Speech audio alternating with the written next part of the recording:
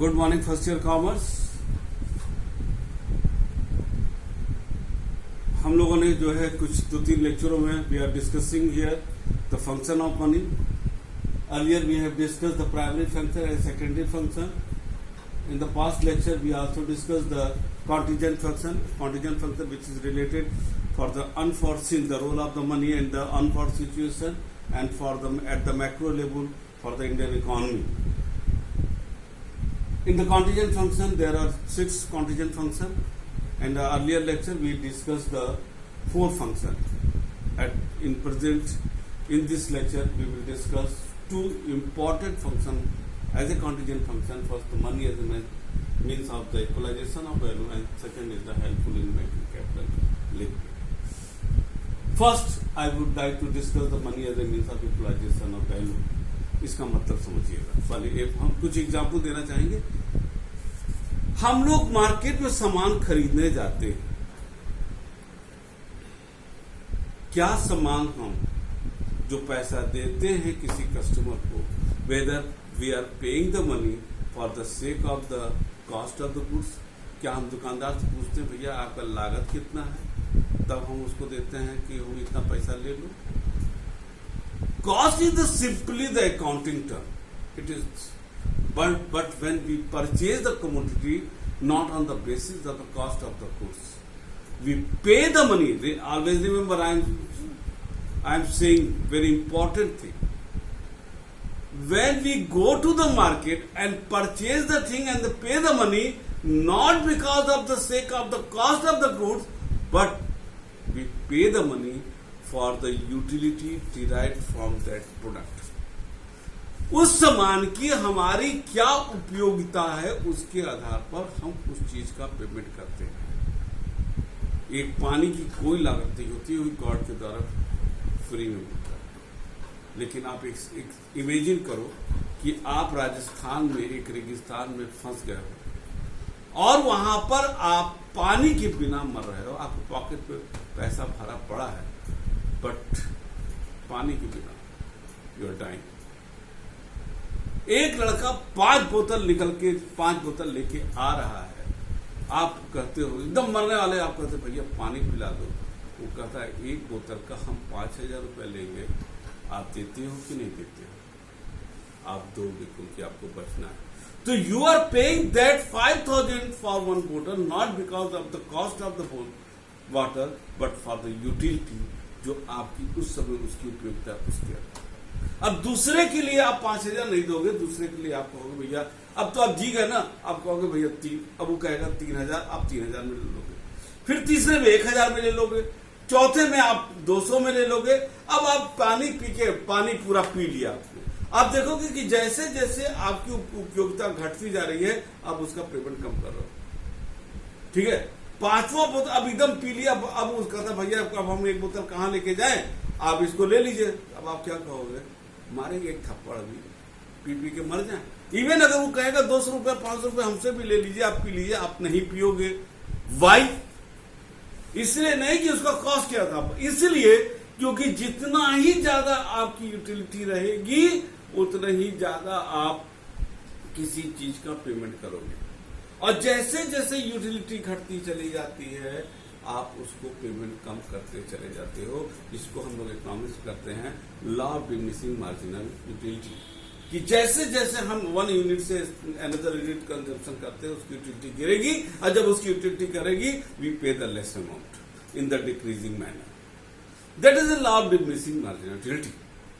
सो हम ये जो पेमेंट करते हैं यूटिलिटी का, ये मनी टर्म में कर रहे हैं। यहां पर जो आया है वर्ड हैव कि इक्वलाइजेशन ऑफ वैल्यू। आप ये चीज लो, जिससे मान लीजिए कि आप 2 दुकान है, एक दुकान पर वही सामान 20 रुपया का मिला, एक दुकान पर 15 रुपया का। आप कहां से लोगे? वेरी सिंपल, आप 15 रुपया वाला लोगे। क्यों? क्योंकि अगर दोनों की यूटिलिटी सेम है तो आप सोचोगे वाई आई शुड टू पे द 20 रुपीज, जबकि वेरे आज you are getting same thing with the same quality at another shop in 15 rupees.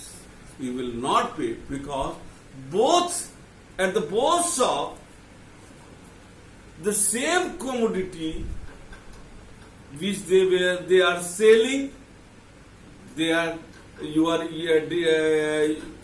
आपको जो उसको उपयोगिता मिलेगा, the utility you will get is the same. So you will not pay the extra amount to first shop. You will pay the less amount in the second shop because the utility at both places are the same. That is the equalization of value. So at present time, the whole economy and the most of the corporate sector are doing this concept, using this concept, and at present as a consumer we are also, हमको economics का सिद्धांत करके एक आम आदमी को नहीं भी मालूम है तब भी वो उस सिद्धांत को फॉलो करता है अपने दिमाग में, और चीजों को खरीदते समय वो उसकी यूटिलिटी के आधार पर इसको निर्णय लेता है कि उसका सामान का कितना उसको देना चाहिए और कितना नहीं चाहिए, सारा चीज। अब इसको ऐसे भी ले लो कि एक जो अब ड्रग आता है हीरोइन 3 करोड़ का सुनते हैं होता है, 3 करोड़ रुपए किलो। हमसे कोई आके कहे भाई साहब 3,000 रुपए किलो में हम दे देंगे, हम लेंगे? हम नहीं लेंगे, क्योंकि 3,000 रुपए उसके दाम हो सकता है इंटरनेशनल लेवल पर, बस मेरे लिए वो 3 रुपया के बराबर नहीं, हम नहीं लेंगे, क्योंकि उसकी हमारे निगाह में उसकी यूटिलिटी कुछ नहीं है। तो एक लाइन में बेटा आप समझ लोगे इकोनॉमिक्स का सिद्धांत कि वी एज ए कंज्यूमर पे the amount not for the sake of the cost of the goods but also the utility derived from that product. As soon as the utility is decreasing, we pay the less amount. When utility is high, we will pay the maximum amount because we are getting the maximum utility. So according to utility, we pay the money. ठीक है ना? Next है आपका, इसमें आपको पढ़ लीजिएगा, clear हो जाएगा, और इसको बार बार पढ़िएगा क्योंकि बहुत ही इंपॉर्टेंट है। दूसरा इसमें है helpful in the making capital liquid. इसमें एक जो थ्योरी दिया लॉर्ड केन्स, जिनको फादर ऑफ इकोनॉमिक्स बोलते हैं, उनका एक थ्योरी है liquidity preferential theory of interest. कहावत भी है, पैसा या खुदा, पैसा खुदा नहीं पर खुदा से कम भी नहीं। क्योंकि आज 4 महीने से आप देख रहे हो कि सब परिवार में कि जिन लोगों ने पैसा बचाया है वही मुसीबत में काम आ रहा है। जो लोग सिर्फ खाते पीते थे आज वो परेशान है। मुद्रा एक इम्पॉर्टेंट रोल अदा करता है। अगर आपके पास पैसा है तो आप कभी भी आप उसको कई तरीके से आप यूज कर सकते हो। लिक्विड, यहाँ पर लिक्विड कैपिटल का मतलब होता है, लिक्विड इकोनॉमिक्स में कैश को बोलते हैं। अब जैसे दिया liquid capital is that which can be used for the any purpose anytime according to the need of the convenience or convenience. Universal accessibility of the money has made the liquid capital. ठीक है ना? और यहां पर जो Lord Keynes का दिया है, liquidity preference concept is the result of the universal accessibility. क्योंकि अब देखिए यहां पर जो इन्होंने दिया, इसको हम एक्सप्लेन करते तो आपको समझ में आ जाएगा। इन्होंने प्रोफेसर केन्स ने कहा कि पैसा क्यों जरूरी है। पहला इन्होंने जो दिया लिक्विडिटी प्रेफरेंस में, पहला जो आज के संदर्भ में एकदम ट्रांजैक्शन मोटिव, हमको अगर पैसा कमाना है, हम इनकम करना चाहते हैं तो मुझे पैसे भी मिलेगा, हमको पैसा लगाना पड़ेगा। बिजनेस करना चाहते हैं तो भी हमको पैसे की जरूरत है, हमको पैसा लगाना पड़ेगा। That is the transactional motive. Second दिया है आपका प्रिकॉशनरी। प्रिकॉशन का मतलब होता है कि भविष्य में क्या हो जाएगा हमको नहीं मालूम, हम लोग इसीलिए तो बचत करते हैं कि कुछ भी हो जाए हम पैसा बचा रहेगा, हम उसको यूज कर सकते हैं। रात को डॉक्टर की जरूरत है, 2 बजे डॉक्टर की जरूरत है, कोई इमरजेंसी चीज पड़ा, हमको अगर कभी भी जरूरत पड़ेगा तो हम लोग जो है पैसा रहेगा तो ही हम इमरजेंसी में वो काम कर सकते हैं। And the third point is the speculative motive. Speculative motive का मतलब आप समझ लो तो आपको समझ में आ जाएगा। स्पेकुलेटिव मोटिव जो होता है, स्पेकुलेटिव ये होता है, ये बिजनेस का एक टर्म होता है कि हम फ्यूचर में हमको ट्रांजेक्शन करना। सपोज कर लीजिए एक सामान 10 रुपया किलो है, अब मैंने अपने कॉमर्स और इकोनॉमिक्स के सिद्धांत और नॉलेज से हमको पता लगा, एक्सपर्ट के द्वारा भी पता लगा कि ये जो है सितंबर में इसका रेट 15 रुपया हो जाएगा।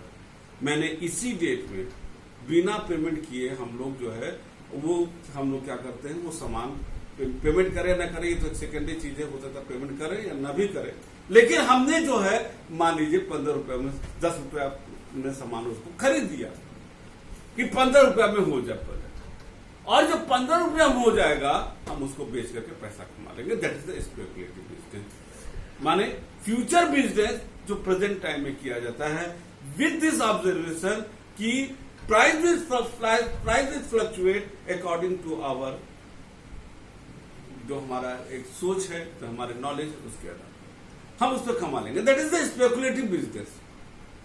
अब स्पेकुलेटिव बिजनेस आप तभी कर सकते हो जब आपके पास पैसा होगा। और जो सफल व्यापारी हैं, अगर आपके घर में भी व्यापार हो रहा है तो आप देखोगे विदाउट स्पेकुलेटिव बिजनेस कोई बिजनेसमैन बड़ा नहीं बन सकता है। और उसके लिए ये जरूरी है कि इकोनॉमिक्स और कॉमर्स का नॉलेज हो, लेकिन जो सबसे जरूरी है उसके पास पैसा हो। पैसा, जो लोग कहते हैं ना पैसा पैसे को कमा खींचता है, इसका एक मतलब थोड़ी ना कि आप चुंबक की शक्ति आप खींच लेगा। उसका यही है कि यहां पर मैंने 10 रुपया हमारे पास था तो मैंने लगाया और 15 रुपया हमने सितंबर में कमा लिया, 5 रुपया कमा लिया। That is the speculative business. ये था कॉन्टीजेंट फंक्शन। तो कॉन्टीजेंट फंक्शन में हम लोगों ने देखा एक ओवरऑल कि जो छह हम लोगों ने डिस्कस कर लिया इस चैप्टर, इसके क्लास के साथ, कि कार्टेशियन फंक्शन वो होता है जो डायरेक्ट हमको दिखाई नहीं देता लेकिन play very significant role not only at the individual level but at the whole economy also affected for क्या करते हैं कॉन्टीजेंट फंक्शन के आधार पर वो भी अफेक्ट करता है। और हमारा बहुत कुछ डिसीजन कॉन्टीजेंट फंक्शन में दिए गए जो पॉइंट्स उस पर अफेक्ट करता है कि हम कैसे खरीदें। तो मनी यहाँ पर आपने देखा ये तीनों फंक्शन में एक बहुत ही महत्वपूर्ण रोल अदा करता है। सिर्फ सामान ही नहीं खरीदता है, हमारे तमाम आर्थिक निर्णय इकोनॉमिक डिसीजन को भी प्रभावित करता है। तो ये था एक कॉन्टीजेंट फंक्शन, इसके साथ समाप्त होता है। नेक्स्ट जो पॉइंट है जिसको हम लोग डिस्कस करेंगे नेक्स्ट क्लास में, that is the other function of money में मैं आपको जो basis for future option and sign of solvency, इसको जो है हम लोग नेक्स्ट क्लास में इसको डिस्कस करेंगे। तब तक के लिए थैंक यू।